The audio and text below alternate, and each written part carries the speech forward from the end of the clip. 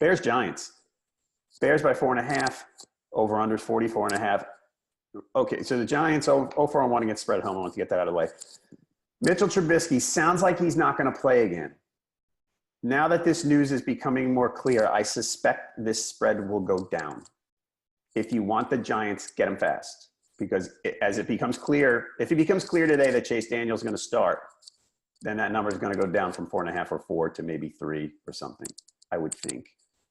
Chase Daniel played fine last week, but he played a very low risk. It was a very low risk game plan for the Bears. They basically let their defense win the game. Nothing against Daniel. He played well. And you know, sometimes backup quarterbacks come in and they're disasters, and this certainly was not the case.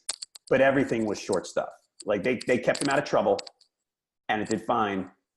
But the Giants have been okay. I mean, they're not a good team, but they're competitive. Like they're not this cellar dwelling disaster. They're a team that can, especially at home, that can hang with teams. And I think if Daniel plays, they got a decent shot at beating the Bears. It seems weird because when Chase Daniel was going to start last week, it seemed like everybody was kind of calm about it. It wasn't like this, like, oh my God, Chase Daniel. And what has Chase Daniel ever done that would lead people to believe that the team was going to be okay? Like in his career, Chase Daniel's always been the guy who's like, oh, don't start that guy. But yes, you're right. Last week he was, completed 73% of his passes, a couple touchdowns, 230 yards. He was sacked a lot, but pretty solid game from him.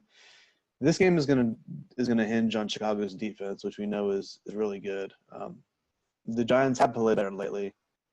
Eli seems to be playing better lately. Saquon Barkley has been good this year.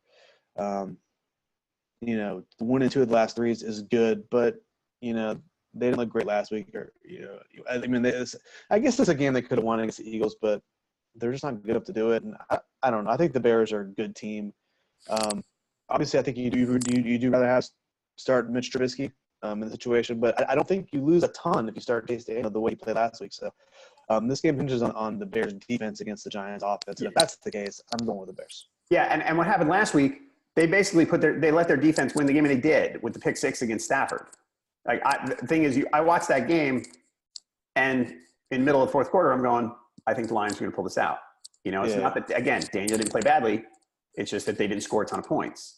And I don't know that they will this week either. So I'm going to go with the Giants with that, especially with 4.5. I'm going to go with the Giants. I think they could lose a close game. But like that game against the Lions, look, the Bears covered last week, but it was kind of a close game. It was tied late. So I'm going to take the points here. You're going to take the Bears right now on NFL Pickwatch.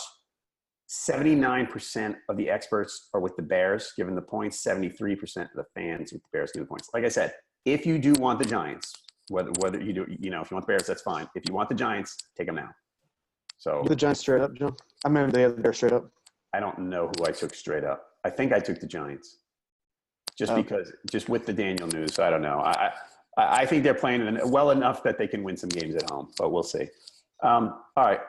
Let me ask you this before we move on. Is that a bad thing for the long-term future of this team? If Eli Manning goes out and plays well, which he's done lately, is there a risk that the team thinks, oh, Eli Manning?